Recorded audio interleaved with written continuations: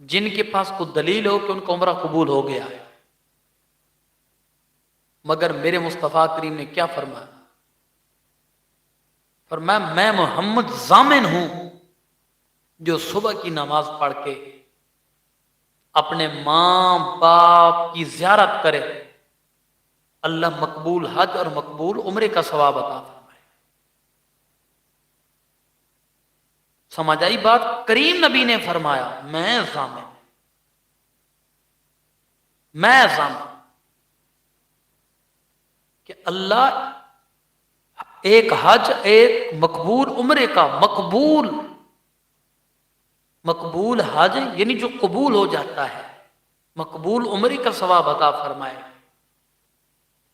تو جو بھی عمرہ کرنے کے لیے گئے ہیں کسی سے بھی پتہ کر لیں، کوئی چیک کرا دے کہ مقبول ہوا ہو، کسی کے پاس کوئی دلیل نہیں ہو، مگر میرے مصطفیٰ کریم نے جو فرمایا وہ ہو کے رہا، وہ ہو گیا، وہ گارنٹی شدہ لکیر ہے لوہے پہ۔